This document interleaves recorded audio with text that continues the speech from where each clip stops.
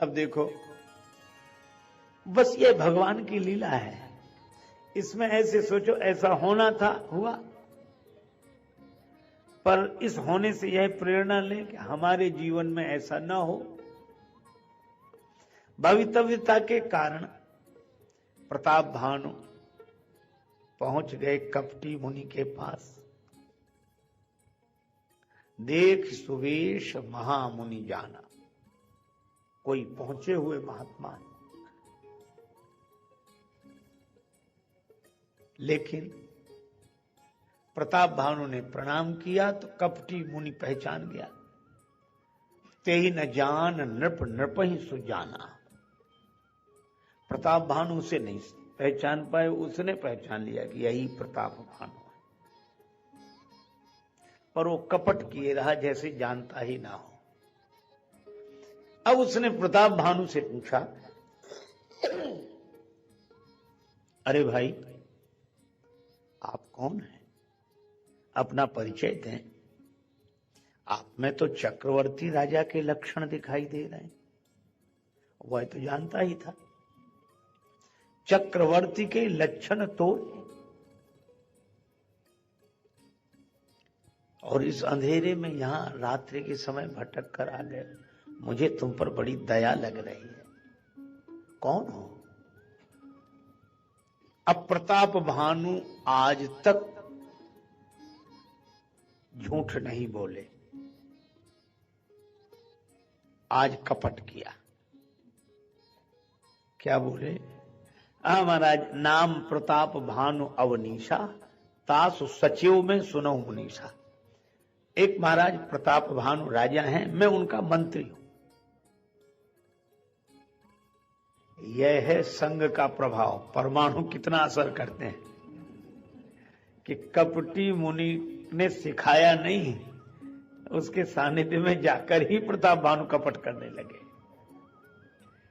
इसीलिए को न कुसंगति पाए नसाई, छाड़ी मन हरि विमुखन को संग। उनके कहने से नहीं, तिनके संग कुबुधि उपजता है। संग से ही परत भजन में भंग। निर्मल चित्त महापुरुषों का दर्शन करने से चित्त निर्मल होता है। और कपटी मुनि को देख लेने से जीवन में अनायास ही कपट प्रवेश कर जाता है। अब यह झूठ ही प्रताप भानु के लिए समस्या बन गया। एक झूठ बोला था, सिर्फ एक कदम उठा था गलत राहे शौक में। सिर्फ एक कदम उठा था गलत राहे शौक में, मंजिल तमाम उम्र मुझे ढूंढती रही। एक कदम। इसलिए भाई, कोई कहे कि हमने जहर बोतल भर के थोड़े पिया, एक बूंद पिया था, तो था तो जहर ही। इसीलिए श्री तुलसीदास जी ने कहा कि इनको कभी छोटा नहीं समझना चाहिए। रिपु रुज पावक पाप प्रभु अहि गनीय न छोट करे। रिपु माने शत्रु को कभी छोटा न समझे, रुज रोग को छोटा न समझे। आग इतनी सी चिंगारी हो रही दिख रही, छोटा न समझे। और पाप को कभी छोटा न समझे। कई बार लोग कहते ये तो चलता है, और तो चलता है। इसलिए भाई, एक झूठ बोला बस। कपटी मुनि कुछ नहीं बोला, वह तो कपट में बड़ा प्रवीण। अब ऐसा करो, रात्रि हो गई है, विश्राम करो, यहीं ठहर जाओ। ठहर गया। अब रात्रि का समय जैसे ही आया तो सत्संग के लिए बैठ गया और यह कहा कि महाराज, अब देखो सत्संग भी किस तरह हो रहा है। अब इसने महात्मा से न तो आत्मा के बारे में पूछा, न परमात्मा के बारे में पूछा, ना आपका नाम क्या है, आपका जन्म कहां हुआ। कपटी मुनियों के पास सत्संग भी शरीर से ही शुरू होता है, जन्म का। और नाम क्या, बस कपटी मुनि तो इसी की प्रतीक्षा में था। ऐसा नाम बताया कि प्रताप भानु ने आज तक नहीं सुना था। कहने लगा मेरा नाम एक तनु है।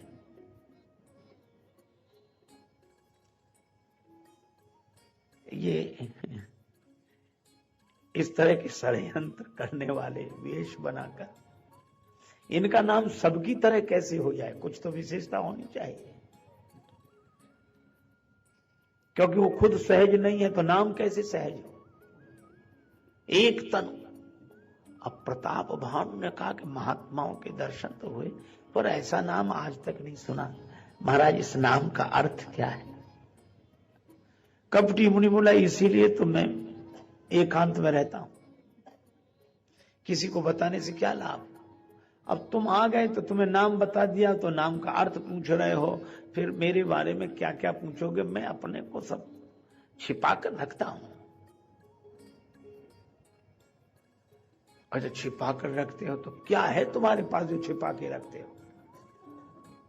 इस नाम का अर्थ बता दो। नाम एक तनु, इसका अर्थ का आदि सृष्टि उपजी जब वहीं तब उत्पत्ति है मोर।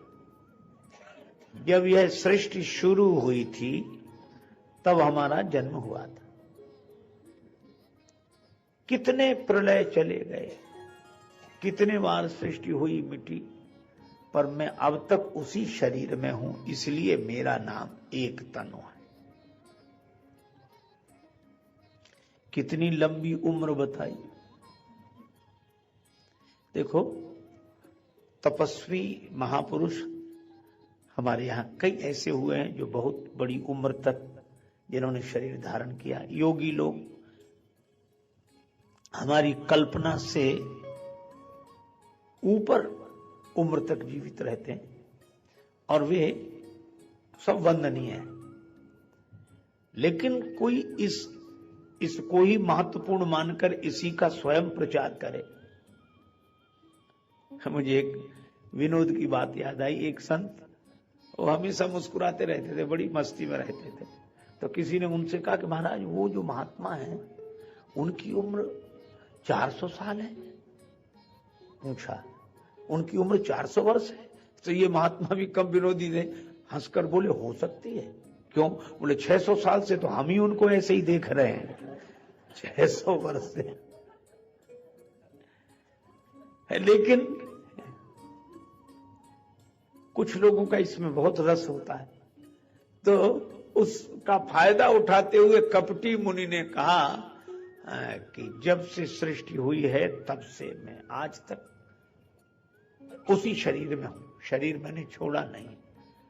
अच्छा ऐसे कहने वाले मिल जाए तो कोई आश्चर्य नहीं। आश्चर्य तो तब होता है जब प्रताप भानु जैसे विवेकी पुरुष ने ये बात मान ली।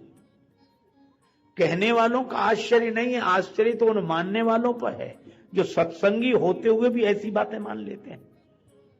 जबकि नियम यह है सुख पाता रहा जो सदा जग में, उसे आखिर में दुख पाना पड़ा। पछताया नहीं जो कभी भी कहीं, उसे अंत समय पछताना पड़ा। कोई फूल न बाग में ऐसा खिला खिलके न जिसे मुरझाना पड़ा। विधि का यह अटल विधान रहा, जिसे आना पड़ा उसे जाना पड़ा। नियम है। फरा सो झरा जो बरा सो बुताना। भगवान श्री कृष्ण गीता में यही कहते हैं, जिसका जन्म उसकी मृत्यु ध्रुव सत्य है। पर यह कहता है कि हम पैदा तो हुए मरे नहीं।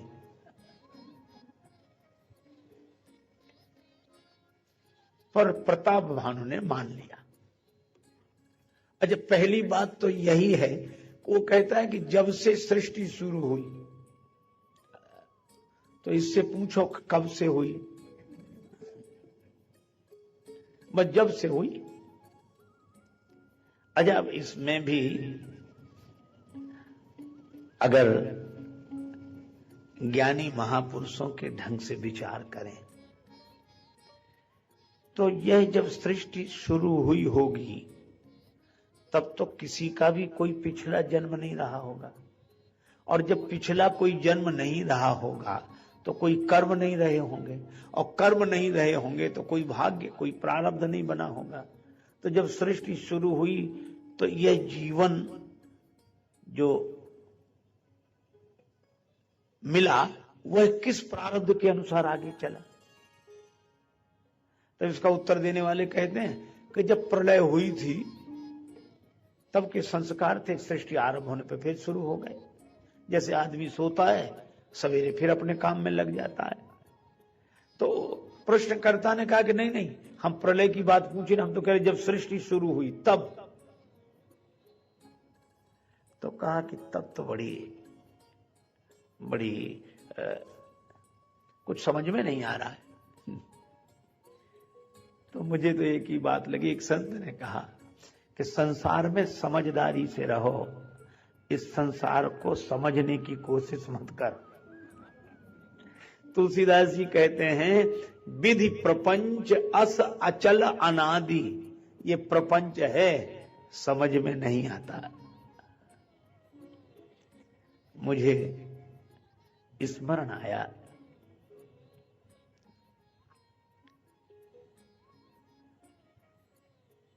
हम सब के लिए, सब संतों के लिए कल्प वृक्ष की तरह संत शिरोमणि पूज्यपाद श्री स्वामी अखंडानंद जी महाराज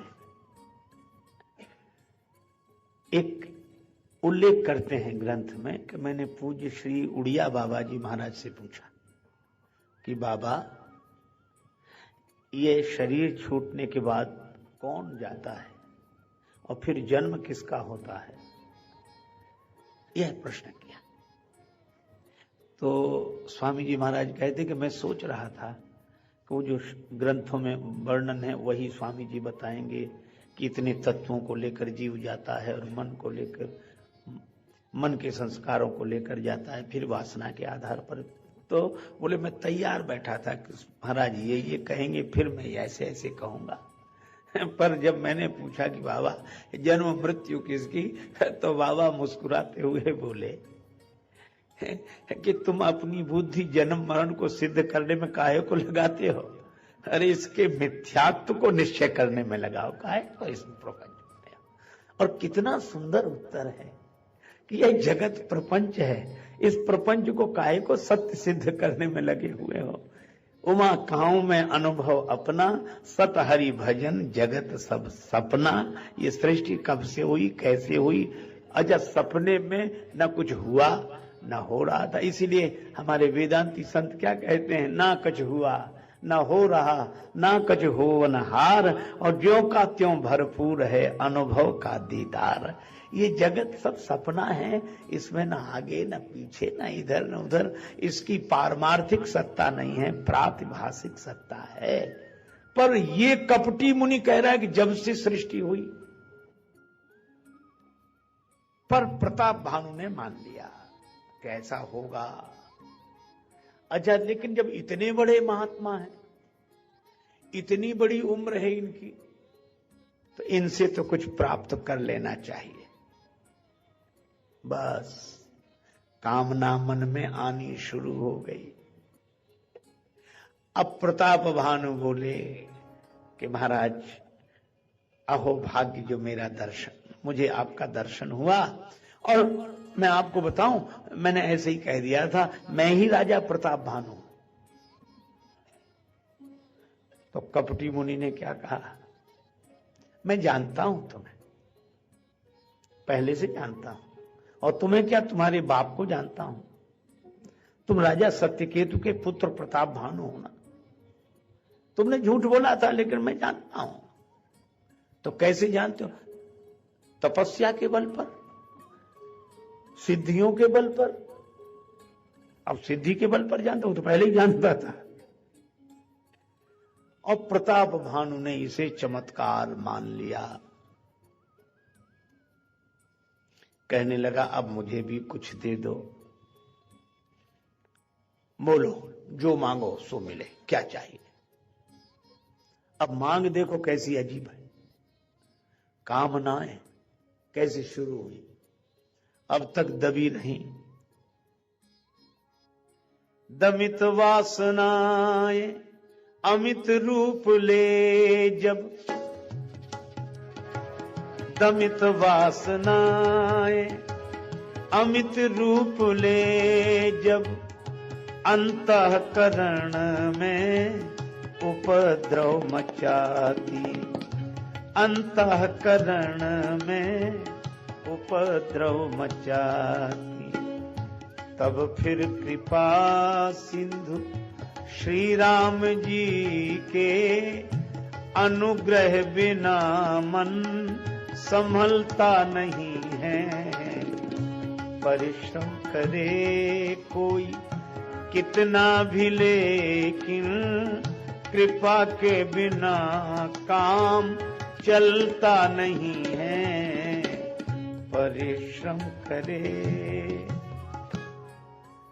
अब ये दमित वासनाएं उत्पन्न हुई। कहने लगा महाराज बस एक इच्छा है। अच्छा एक अद्भुत बात इस मन की, इसने कभी नहीं कहा कि हमारी 10-12 इच्छाएं हैं, अनेक इच्छा, एक इच्छा है बस एक। अच्छा जो एक इच्छा है उसको पाना भी बस एक ही बार चाहता है, एक बार मिल जाए बस। और ये एक इच्छा और एक बार पाने की लालसा के कारण अनेक बार तो जन्म हो चुकी, पर एक अभी भी बाकी है।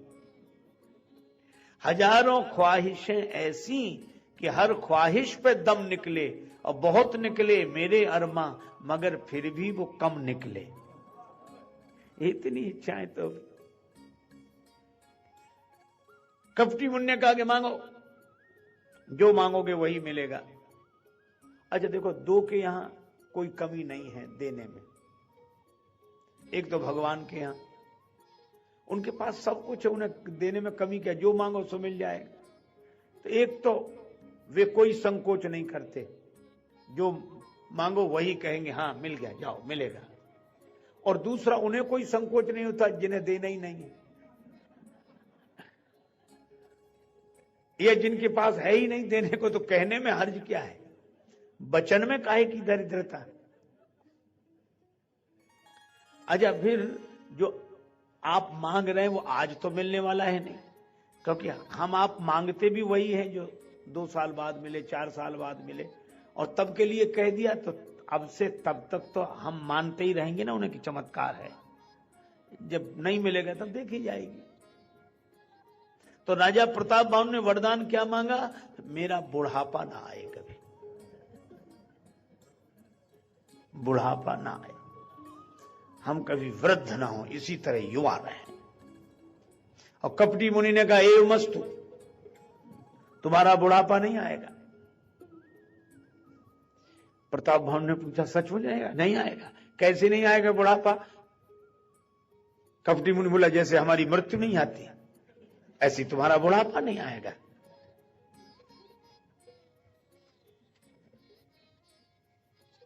और राजा प्रताप बाहु ने मान लिया कि बुढ़ापा नहीं आएगा। अब ठीक है, वृद्धावस्था में बड़ा कष्ट, पराधीन हो जाता है जीवन, ये युवावस्था हमेशा रहे। वाह वाह वाह, बहुत बड़ी कृपा, आपकी बड़ी कृपा।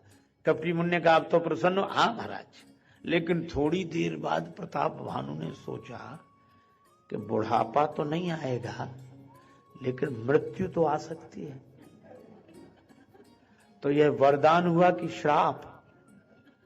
जैसे कोई किसी से कहे कि तुम्हारा बुढ़ापा ना आए, मतलब जवानी में ही सांप। तो ये वरदान है कि श्राप? तो प्रताप बाहु ने पूछा कि बुढ़ापा तो नहीं आएगा, मृत्यु? हाँ वो तो आ सकती है। अरे महाराज तो एक कृपा और करो, हम ज्यादा तो हमारी इच्छा ही नहीं, एक हो क्या, मृत्यु ना आवे। कपटी मुनि ने कहा कि जाओ नहीं आएगी। क्यों नहीं आएगी? हमने कह दिया इसलिए नहीं आएगी। नहीं आएगी।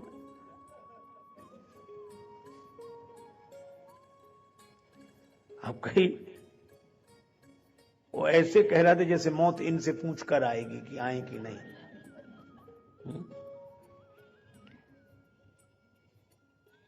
नहीं आएगी मृत्यु। प्रताप भानु का अब ठीक है, बुढ़ापा भी नहीं आएगा, मृत्यु भी नहीं आएगी, लेकिन शरीर के रोग, डायबिटीज, ब्लड प्रेशर, सर्दी, जुकाम, बुखार, हाँ ये तो आ सकते हैं, ये तो आ सकते हैं। तो महाराज बस एक वरदान, और एक एक करते तीसरा हो गया। ये क्या? जरा मरण और दुख रहित तन, शरीर में कोई दुख न रहे, बुढ़ापा ना हो, मृत्यु ना हो, कोई शारीरिक पीड़ा ना रहे, बस यही चाहता। कपटी मुनि बोला ए उमस्तु ऐसा ही होगा, न तुम्हारी बुढ़ापा आएगा तुम्हें, न तुम्हारी मृत्यु होगी, न तुम्हारी कोई शारीरिक पीड़ा होगी। अब ठीक है महाराज, अब मेरा बुढ़ापा नहीं आएगा, अब मेरी मृत्यु नहीं होगी, अब मेरा शरीर रोगी नहीं होगा। महाराज सब मिल गया, सब मिल गया, बस।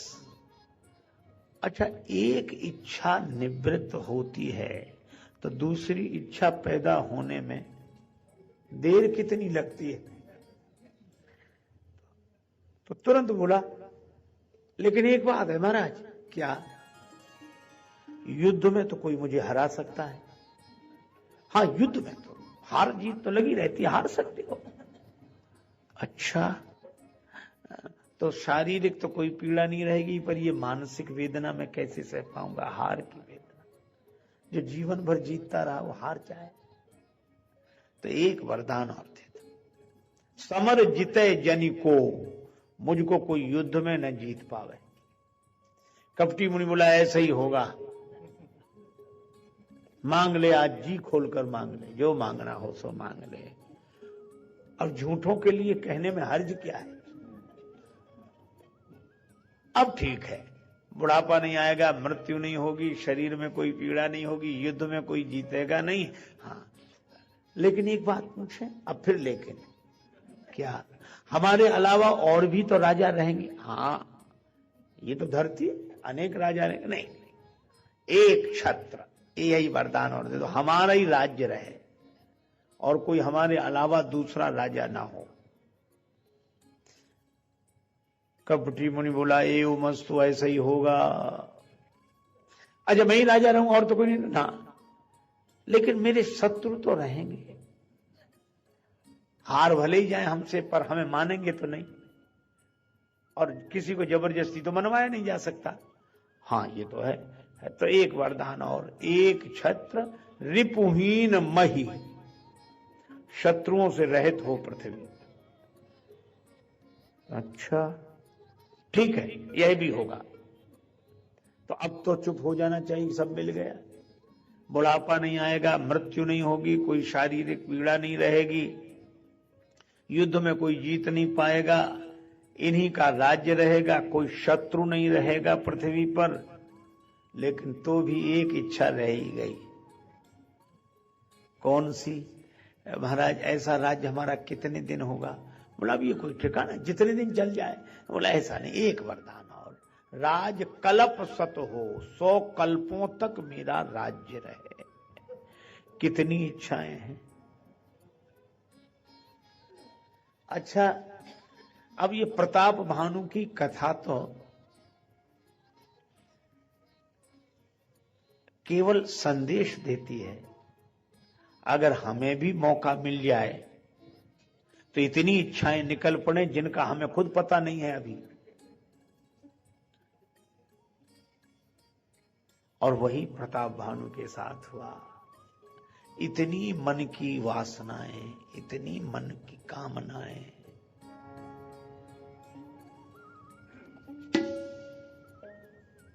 अब कपटी मुनि को मौका मिला। मैं तुमसे कहता हूं, कालहु तू पद नाई, सीसा कालहु तू पद नाई, सीसा कालहु तू पद नाई। एक विप्र कुल छाड़ी महिषा, एक विप्र कुल छाड़ी महिषा कालहु तू बदनाई।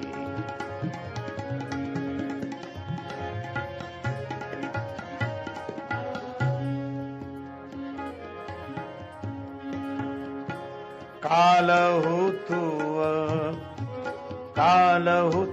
पदनाई, कालहु तू पदनाई, कालहु तू पदनाई,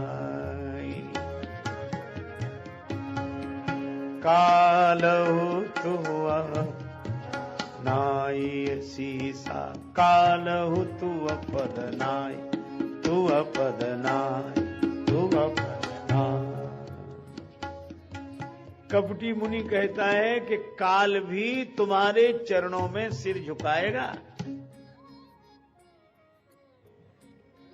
प्रतापभान ने कहा अब तो बहुत खुशी हुई, पर कपटी मुनि बोला अब तक तुम लेकिन लगाते रहे, अब मैं लेकिन लगा रहा हूं। काल भी तुम्हारे चरणों में सिर झुकाएगा, बस एक। कौन? एक विप्र कुल छाण महिषा। सब तुम्हारे बस में रहेंगे, पर ब्राह्मण तुम्हारे बस में नहीं रहेंगे। क्यों? उनको बस में नहीं किया जा सकता? नहीं। तपबल विप्र सदा बरियारा। उनके पास तपस्या का बल है। अगर वो क्रोधित हो गए तो फिर कोई कुछ नहीं कर सकेगा। इसीलिए डर यही है, उनके पास तपस्या का बल है, तपश्चर्या का। और जिनके पास ज्ञान हो, संयम की शक्ति हो, जो योगी हो, वे कहीं श्राप न दे दें, क्रोध न कर दें। अच्छा, बड़ी सीधी सी बात है, जब एक और कहा जा रहा है कि वे ब्रह्मवेत्ता हैं, ब्रह्मज्ञ हैं, वे तपस्वी हैं, तो हम ऐसा काम क्यों करें कि उन्हें क्रोध आवे? वे तो हमारे संरक्षक हैं। अच्छा, उनके हिसाब से ही चलना चाहिए, उनके ढंग से चलना चाहिए। महाजनो एन गता सपंथा, महापुरुष जिस मार्ग से चलें उस पर चलें, वो जो रास्ता बताएं उस पर चलें। पर कपटी मुनि ने सलाह क्या दी कि तुम उनके हिसाब से मत चलो, उन्हें अपने हिसाब से चलाओ, उन्हें अपने बस में करो। अब यह बड़ी अटपटी बात है। हमारी शारीरिक संरचना इस तरह की है कि हमारे ये जो 4 वर्ण हैं वो प्रत्येक के शरीर में ही है। वेद मंत्र है, आप तो जानते ही हैं, ब्राह्मण मुखमासीत बाहु राजन्या। ये ब्राह्मण है, सिर मुख, ये हाथ क्षत्रिय है, उदर वैश्य है, चरण शूद्र है। और मुझे तो लगता है कि इन्हीं की प्रधानता से सारी सृष्टि भगवान ने बनाई, पूरा विश्व ब्रह्मांड बनाया। चातुर्वर्ण्यम मया सृष्टम गुण कर्म विभागशः। ये 4 वर्ण प्रत्येक के शरीर में है, कहीं और ढूंढने जाने की जरूरत नहीं, और जहां है वो व्यवस्था की दृष्टि से है। पर परमात्मा की संरचना में यह 4 वर्ण है। अच्छा, आप देखो ब्राह्मण का काम क्या है? ज्ञान देना और ज्ञान रखना, समझ रखना। आप ये देखो, सबको ज्ञान देने वाला सबके शरीर में यही केंद्र है, दिमाग, यही सबको ज्ञान देता है। और ज्ञानेंद्रियां लगभग सब यही है। नेत्रों को रूप का ज्ञान है, श्रवण को शब्द का, नासिका गंध का, रसना स्वाद का, त्वचा तो स्पर्श का, तो यहां भी त्वचा है। तो ये ज्ञान का केंद्र तो यही है, ये सबको ज्ञान देता है। अच्छा, इसीलिए ज्ञान का सम्मान होता है। तिलक यहीं लगाते हैं, मुकुट यहीं पहनाते हैं, माला यहीं। अच्छा, मान लो किसी की खोपड़ी में, सिर में ज्ञान ना भी हो तो भी मुकुट यहीं पहनाएंगे, माला यहीं पहनाएंगे। यही तो रामचरितमानस में कहा, पूजिए विप्रशील गुणहीन। अगर नहीं भी हो तो भी इसकी पूजा करते हैं। ये ज्ञान, सबको ज्ञान यहीं से मिलता है। पांव किधर चले, हाथ क्या करे, ये इसीलिए इसको हेड बोलते हैं। हेड प्रमुख है, हेड। अच्छा, और ये हाथ क्षत्रिय है। क्षत्रिय का काम है रक्षा करना। ये प्राकृतिक है, किसी ने सिखाया नहीं। किसी भी अंग पर कोई प्रहार करे तो हाथ ही आगे बढ़ते। सिर पर कोई डंडा मारे तो रक्षा करने कौन आता? हे भैया क्या कर रहे, डंडा मत मारो। नहीं नहीं, ऐसे नहीं। अच्छा, पेट पर भी कोई प्रहार करे तो हाथ आगे हो जाते। नहीं नहीं भैया, ऐसे मत करो। अच्छा, अब एक बात सोचो, हाथ से ज्यादा मजबूत पांव है और पांव पर भी कोई डंडा मारे तो रक्षा कौन करता है? हाँ, अरे नहीं। उड़ियहि हाथ असनेहु के घाये। कोई तलवार लेकर भी आगे दौड़े तो हाथ आगे हो जाते हैं, घाव सहन कर लेते हैं, पर सिर को, पेट को, पांव को, तीनों को बचाते हैं। ये क्षत्रिय हैं, ये ब्राह्मण की रक्षा करते हैं, वैश्य की रक्षा करते हैं, शूद्र की रक्षा करते हैं। ये क्षत्रिय है। और ये ब्राह्मण देवता है। सिर ब्राह्मण, ब्राह्मण मुखमासीत बाहु राजन्य। और ये उदर वैश्य है। दिखाई नहीं देता पर भीतर फैक्ट्री चल रही है, चल रही। इधर से जो भी जाता है मुख के द्वारा, और उस फैक्ट्री चल रही है और दिन रात चलती है, दिन रात चलती है। और इससे जो शक्ति मिलती है सबको, सिर को भी इसी से शक्ति मिले, पांव को भी इसी से शक्ति मिले, हाथ को भी इसी से शक्ति मिले। गुप्त है, फैक्ट्री चल। यही गुप्ता जी हैं, गुप्त हैं, अंदर ही अंदर अंदर चल रहा है ये वैसे। पर इन्हीं के कारण सबको शक्ति मिलती है। वैश्य के व्यवसाय से ही ब्राह्मण को विचार करने की शक्ति मिलती है, क्षत्रिय को रक्षा करने की शक्ति मिलती है, और शूद्र को सेवा करने की सामर्थ्य शक्ति मिलती है। इनसे ये वैश्य है। और चरण शूद्र है। देखो, ये तीनों का भार उठाए, पेट का भी, हाथों का भी, सिर का भी। चरण शूद्र है। एक सज्जन मुझसे कहने लगे, आपके यहां तो शूद्र अछूत हैं, अछूत माने जाते हैं। हमका प्रचार गलत हो गया, हमारे यहां शूद्र कभी अछूत नहीं है। बोले क्यों? हमने कहा हमारे यहां तो चरण शूद्र माने जाते हैं, और जिस संस्कृति में चरण ही छुए जाते हों वहां शूद्र अछूत कैसे हो सकते हैं? हमारे तो चरण छूते हैं। अच्छा, और कितनी अद्भुत बात है, सिर रखते हैं चरणों। यह हमारे यहां शूद्र और ब्राह्मण का मिलन है। हमारी संस्कृति बहुत उदार है, बड़ी विचार संपन्न है। अब यह बात अलग है कि यह मंत्र विचारकों के हाथ ना पड़े, प्रचारकों के हाथ पड़ जाए और कुछ का कुछ अर्थ हो जाए, वो एक अलग बात है। लेकिन ये चारों, तो ये सिर ब्राह्मण है, बुद्धि है, बुद्धि का देवता है, ब्रह्मा है। और ये कपटी मुनि कैसी विचित्र सलाह दे रहा है। ब्राह्मण के अनुसार चलना माने बुद्धि के अनुसार चलना, और ये कहता है कि तुम ब्राह्मणों के अनुसार मत चलो, ब्राह्मणों को अपने अनुसार चलाओ। इसका अर्थ है कि तुम दिमाग के ढंग से मत चलो, बुद्धि के हिसाब से मत चलो, बुद्धि को अपने हिसाब से चलाओ। बुद्धि के हिसाब से चलने वाले बुद्ध हो जाते हैं, और बुद्धि को अपने हिसाब से चलाने वाले बुद्धू रहते हैं। इसलिए हमेशा बुद्धि। अच्छा, और अपने यहां वेदों से लेकर श्री हनुमान चालीसा तक हम सनातन धर्मियों ने, भक्तों ने एक ही वरदान मांगा, एक पवित्र बुद्धि का। गायत्री मंत्र में भी पवित्र बुद्धि की प्रार्थना है, धियो यो न प्रचोदया। श्री रामचरितमानस में जास कृपा निर्मल मति पावो, और श्री हनुमान चालीसा तक में कुमति निवार सुमति के संगी। क्योंकि दिमाग अगर ठीक है तो सब ठीक है। एक आदमी बोला हमारा तो पेट खराब हो गया, क्यों? खा गए ज्यादा। वो कहते रहे तो रोका नहीं था। बोले दिमाग में तो आई बात कि ना खाओ, लेकिन हम स्वाद में खा गए, तो पेट बाद में खराब हुआ, पहले दिमाग खराब हुआ।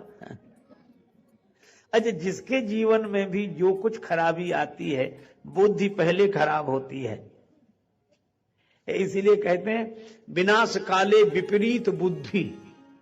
विनाश का समय हो तो बुद्धि विपरीत हो जाती है, और बुद्धि विपरीत ना हो तो कुछ भी विपरीत ना हो। काल दंड गए काहू न मारा, हरई धर्म बल बुद्धि विचारा। और मुझे लगता है कि देखो, दशरथ जी गुरु जी के अनुसार चले, वशिष्ठ जी के अनुसार चले, और वशिष्ठ जी ब्राह्मण हैं, गुरुदेव हैं, विमल बुद्धि के रूप हैं। तो दशरथ जी उनके अनुसार चले तो उनके घर में राम प्रकट हो गए। और प्रताप भानु ब्राह्मणों के अनुसार नहीं चले, ब्राह्मणों को अपने ढंग से चलाना चाहा तो रावण बने। जो बुद्धि के हिसाब से चलते हैं उनके जीवन में परमात्मा का अवतरण होता है, और जो बुद्धि को अपने ढंग से चलाते हैं उनके जीवन में राक्षसत्व आता है, रावणत्व आता है। यह कथा यही संकेत करती है। कपटी मुनि कहता है इन्हें बस में करो, तो ये तो तपस्वी हैं, ये तो विद्वान हैं, ब्रह्मज्ञ हैं, पूज्य हैं। तो कपटी मुनि बोला इनको खिला पिला के मिलाओ। अब बोलो, इनकी सुचिता बिगाड़ो। पवित्रता की तो शक्ति है, तो इनको खिलाए पिलाए। हाँ, खिला पिलाकर अपने बस में करने के लिए प्रताप भानु राजी हो गए। उपाय क्या है महाराज? कपटी मुनि ने कहा कि तुम्हारे पुरोहित का हम हरण करके लाएंगे, और पुरोहित का रूप बनाकर हम आ जाएंगे। अब पुरोहित शब्द में ही हित है, जिसके द्वारा हित होना हो उसका तो हरण कर लेंगे। और ये कहता है कपटी मुनि कि हम पुरोहित बनकर आएंगे। इसका अर्थ है कि हम हितैषी होंगे नहीं, बनकर आएंगे। तो जो हितैषी ना हो, हितैषी बनकर आए, वे तो जीवन को नष्ट करने के लिए ही आएंगे। और जिनसे हित हो, असली पुरोहित का हरण और नकली पुरोहित का पदार्पण, ये तभी होता है जब दुर्बुद्धि होती है।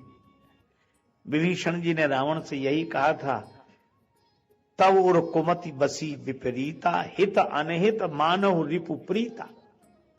और प्रताप भानु ने बात मान ली, और प्रताप भानु से कपटी मुनि ने कहा कि अब विश्राम करो। गए निसी बहुत शयन अब कीजे, और मोह तो है भूप भेंट दिन तीजे। तीसरे दिन हमारी तुम्हारी भेंट होगी। अच्छा, लेकिन एक बात, मैं आऊं तो पहचान लेना। कहा हाँ वो तो ठीक है। और कहा कि तुम निश्चिंत होकर सो जाओ, तुम सोओगे यहां, जगोगे घर में। अरे महाराज मैं वहां, हाँ, तुम्हारे घोड़े सहित तुम्हें घर पहुंचा दिया जाएगा, तुम्हें तुम्हारे भवन में और घोड़े को अश्वशाला में। लेकिन एक बात है, ये चमत्कार तो होगा पर किसी को पता मत लगने देना। 2 कान हमारे, 2 तुम्हारे, 4, तीसरे के पास बात नहीं जानी चाहिए। छठे श्रवण यह परत कहानी, नास तुम्हार सत्य मम्बानी। मैं भोजन बनाऊंगा, तुम भोजन परोसना, 1 वर्ष तक ब्राह्मणों को निमंत्रित करो। ठीक है। प्रताप भानु ने पूरी बात मान ली और सो गए। अब वह तो सो गए, पर कपटी मुनि को नींद नहीं आ रही। यह हाल है, दूसरों को विश्राम देने की सलाह देने वाले को खुद नींद नहीं आ रही है, उन्हें खुद विश्राम नहीं मिल रहा है। श्रमित भूप निद्रा अति आई, और सो किम सो, सोच अधिक आई। वो कैसे सो जाए, उसको तो बड़ी चिंता है।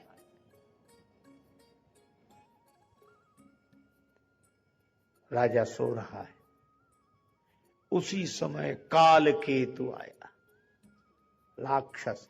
अब इन शब्दों पर भी विचार करो। सत्य केतु का बेटा सो रहा है और काल केतु जाग रहा है।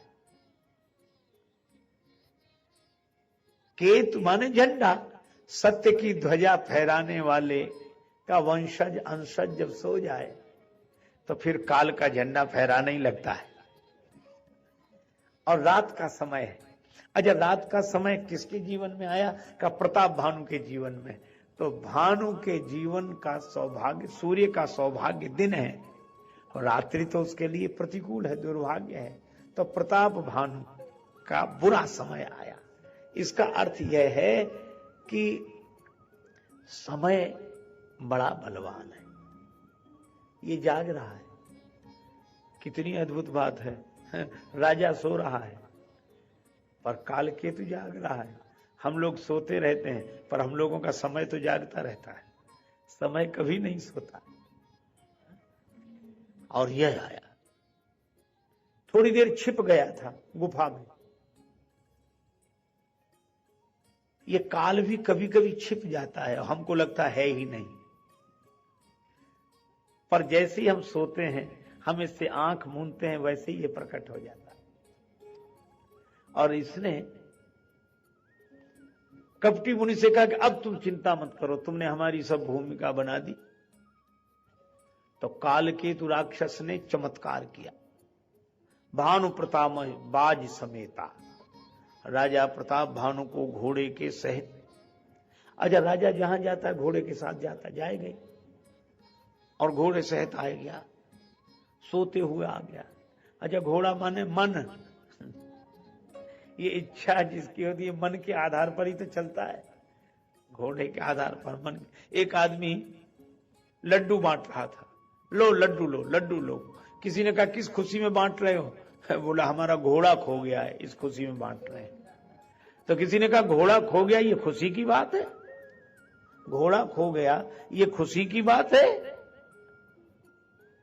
उसने कहा कि हाँ, घोड़े के जाने का दुख नहीं है, खुशी हमें दूसरी है। क्या?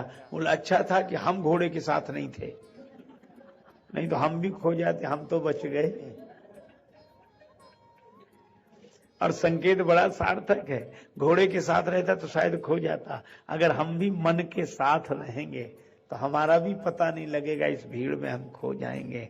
इसलिए मन से अपने को अलग करके देखना। राजा पहुंच गया और उस काल केतु राक्षस ने ऐसा चमत्कार दिखाया कि राजा को तो भवन में, और पुरोहित का, और अश्व को अश्वशाला में, और पुरोहित का हरण करके लाए। अब राजा प्रताप भानु जगा, अभी रात थी, जो देखा कि हम तो भवन में, आहा क्या चमत्कार हुआ है।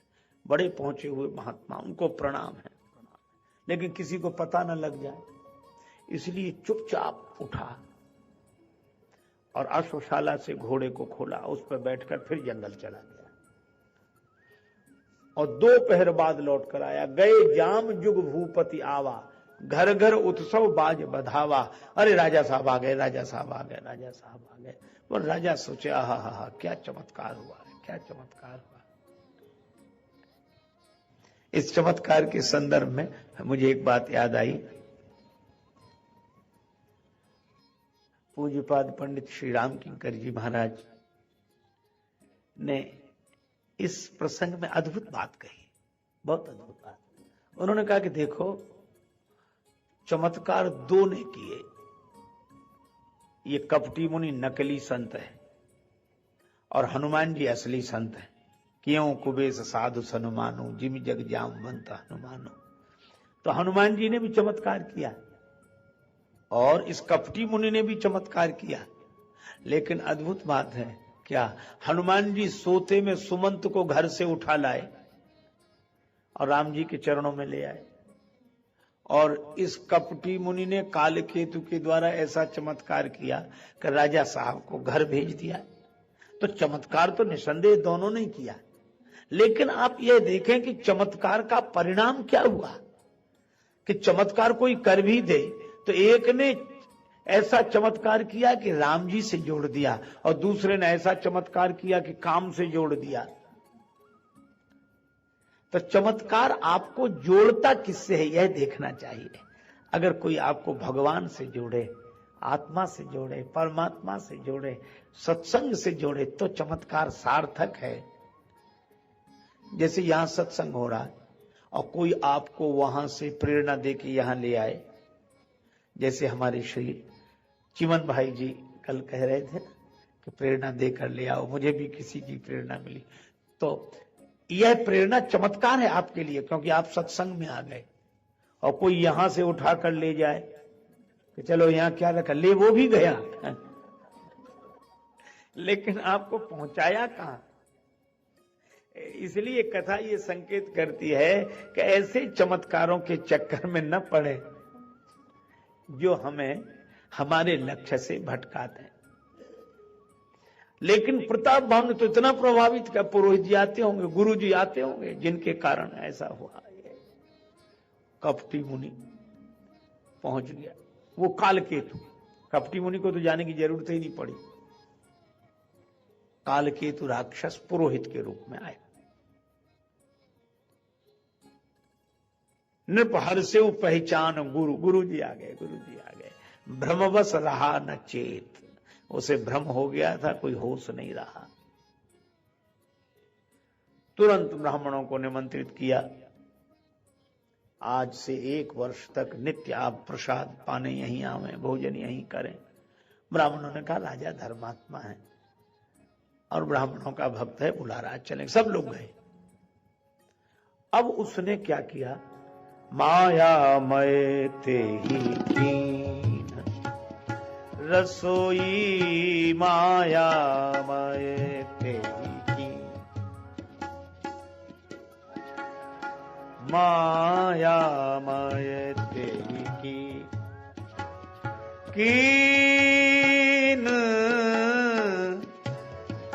रसोई, ते की माया मय ते की रसोई, व्यंजन बहु गनि सकई,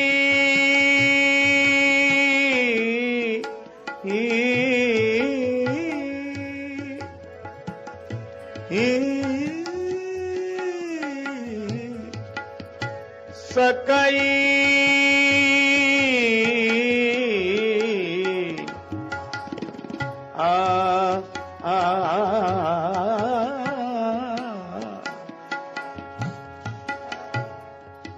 तेकीन रसोई, माया मय, माया मय तेकी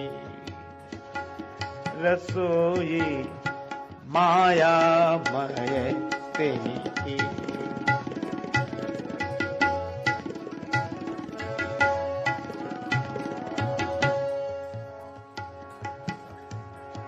व्यंजन बहु गनि सके न कोई, माया मय ते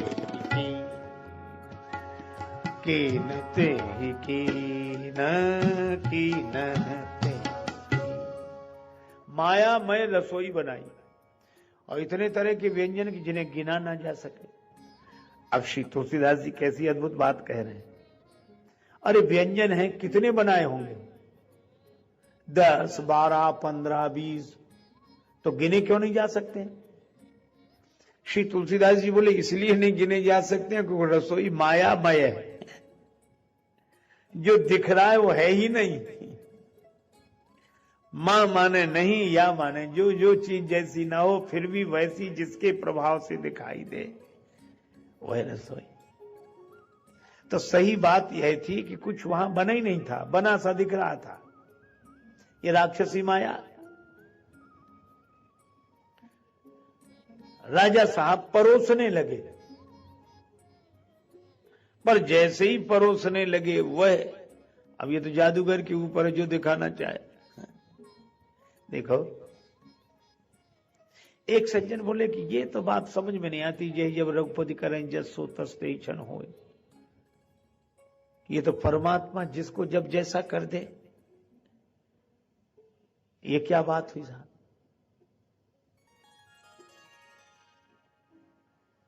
और क्या ऐसा संभव है जब रघुपति करें जसो तस्ते क्षण हो, वो वैसे ही हो जाता? ज्ञानी होने पर भी कहो मूर्ख हो जाए, मूर्ख हो तो ज्ञानी हो जाए, और जैसा चाहो वैसा बन जाए। ये क्या मतलब? क्या ऐसा संभव है? हमने कहा है का इस युग में कोई प्रमाण? हमने कहा सबसे बड़ा प्रत्यक्ष प्रमाण है क्या? जादूगर अपने जादू के प्रभाव से वह जो दिखाना चाहता है आप वही देखते हो। जहां जो चीज नहीं है वही दिखा दे, और हो तो नहीं दिखाए और नहीं हो तो दिखा दे। जब साधारण सा जादूगर आप पर अधिकार करके, दृष्टि बंधन करके जैसा चाहता वैसा दिखा देता है, तो वह परमात्मा से बड़ा जादूगर कौन? वो ऐसा सूत्रधार है कि जब जिसको जैसा चाहे वैसा कर दे। उसकी माया, वो मायापति है। आप सोचो जब मायावी ये सब दिखा देते हैं तो मायापति के चमत्कार का क्या कहना। इसलिए यही जब रघुपति कर रही जसो तस्ते ही क्षण हो। पर यहां प्रताप भानु जैसे ही परोसने लगे वैसे ही आकाशवाणी हुई। और ये आकाशवाणी कोई देववाणी नहीं है, ये उसी राक्षस की करतूत है। भय आकाशवाणी तेहि काला, विप्रवृंद उठी उठी गृह जाहू, है बड़ी हानि अन्न जन खाहू। भोजन मत करना, बड़ी हानि है। क्यों? भयउ रसोई भूसुर मासु, ये ब्राह्मणों के मांस से भोजन बना है। और तुलसीदास जी लिखते हैं विविध मृगन कर आमिख राधा तेम विप्रमासु खलु साधा। तरह तरह के पशुओं का मांस बनाया, उसमें ब्राह्मणों का मांस डाल दिया। अब इस पर बहुत लोग कुतर्क करते हैं। वो कहते हैं इसका मतलब पशुओं का मांस तो ब्राह्मण खाते थे, वो तो ब्राह्मणों का मांस था इसलिए वो नाराज हो गए, तो पशुओं का मांस तो रहा होगा। अरे हमने कहा कि भाई जब आगे ही लिखा है कि माया महते कीन रसोई, तो कुछ था ही नहीं, दिख रहा था। ये सब व्यंजन दिख रहे थे, कुछ नहीं था। इसीलिए आगे आया सब दुज उठे मान विश्वासु। ब्राह्मणों ने मान लिया कि ठीक हो रहा। और ब्राह्मण भी उत्तेजित होकर खड़े हो गए। अगर रुको रुको रुको रुको, नहीं कछु कीन विचार, तुमने विचार नहीं किया कि ब्राह्मणों को कैसा भोजन करा रहे हो निशाचर जाए तुम मूढ़ सहित परिवार, तुम पूरे परिवार के साथ राक्षस हो जाओ। तुमने विचार नहीं किया। अब प्रताप भानु घबरा के गया, तो वहां तह नहीं असन नहीं विप्र सुवारा। अगर भोजन बना था तो कहां चला गया? न वहां भोजन था, न भोजन बनाने वाला था, कुछ नहीं। तब राजा प्रताप भानु रोते हुए आया, सब प्रसंग महिसुरन सुनाई, त्रसित परेव अवनी अकुलाई। ब्राह्मणों को पूरी कहानी सुनाई, घटना सुनाई। अब फिर आकाशवाणी हुई। ये आकाशवाणी कालकेतु की हुई नहीं है, राक्षस की। ये आकाशवाणी देववाणी है, भगवान नहीं मानो कहा। ब्राह्मणों, आप तो बुद्धि के देवता माने जाते हो। आपने यह तो कह दिया कि प्रताप भानु से कि तुमने कुछ विचार नहीं किया, नहीं कछु कीन विचार। लेकिन हम आपसे पूछते हैं, आपने श्राप देने में कौन सा विचार किया? विप्रौ श्राप विचार न दीना, आपने भी तो विचार नहीं किया। और अद्भुत बात है, यही जीवन का सत्य है कि दूसरा आदमी विचार नहीं कर रहा है, ये तो हम विचार करते हैं। कर हम विचार कर रहे हैं कि नहीं, ये हम विचार ही नहीं करते हैं। हमें सोचना विचारना आता ही नहीं है, हम दूसरे के विचार का विचार करते हैं। एक आदमी कह रहा था कि एक नौकर की जरूरत है, तो दूसरा बोला कि हमें रख लो, काम क्या है? का काम तो हम सब कुछ कर लेते हैं, लेकिन जरा अकल से कमजोर, हम कुछ विचार नहीं पाते हैं, सोच नहीं पाते हैं, इसलिए तुम्हें रखा है, विचार तुम करना, काम हम करेंगे। तो आदमी बोला कि हम राजी हैं, पर हमें मिलेगा क्या? तो कहा 3,000 रुपए महीना देंगे। कहा ठीक है। पर थोड़ी देर में उस आदमी ने पूछा कि तुम हमें तो 3,000 दोगे, पर तुम क्या करते हो? बोला हम तो खुद नौकरी करते हैं। तुम्हें कितना मिलता है? कहा 1,500। जब तुम्ही को 1,500 मिलता है तो हमें 3,000 तुम कहां से दोगे? बोले ये तुम सोचो विचारो, इसीलिए तो तुम्हें रखा है।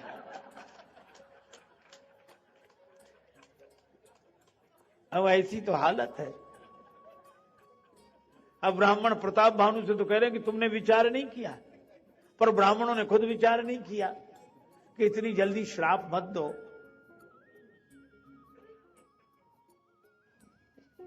अरे विचार तो कर लो कि सच्चाई क्या है, फिर दे देना श्राप। पर दे दिया और उसका परिणाम यह हुआ कि प्रताप भानु को फिर समझाया, भूपति भावी मिटई नहीं। ब्राह्मणों ने भी कहा कि यद्यपि तुम्हारा दोष नहीं है, लेकिन ये होनी है, हो गई।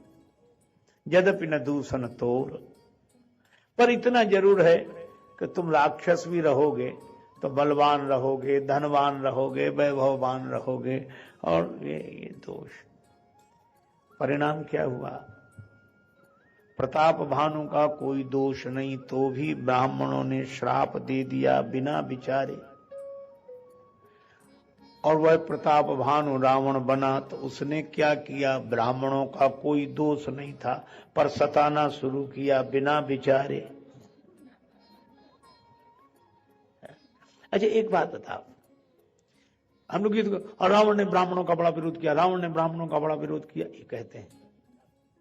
लेकिन पहली बात ये सोचो कि ये रावण बनाया किसने? ब्राह्मणों ने। तो ब्राह्मणों ने जब रावण बनाया तो रावण किसका विरोध करे? ब्राह्मणों का ही करेगा कि नहीं? तो हम लोग ये तो विचार करते हैं कि ब्राह्मण का अपमान करते, ब्राह्मणों का अपमान करते, लेकिन अपमान करने वाले बनाए किसने? ब्राह्मण। तो हमें भी तो विचार करना चाहिए, नहीं कचुकीन विचार। प्रताप भानु से तो हम कहते हैं, लेकिन जब भगवान कहते हैं कि विप्रो श्राप विचार न दीना, इसलिए ये धर्म की परंपराएं इतनी रहस्य भरी हैं कि धर्म का प्रचार तो जरूर होना चाहिए, पर प्रचार के पहले विचार होना चाहिए। नमस्ते दोस्तों, तरुण मंथन में आपका स्वागत है। इस YouTube चैनल पर हम सद्गुरु के शिक्षाप्रद संदेशों को अनमोल ज्ञान के साथ साझा करते हैं। इस सफर में हमारे साथ जुड़ने के लिए जरूर सब्सक्राइब करें और हमारे वीडियो को लाइक और शेयर करें। धन्यवाद।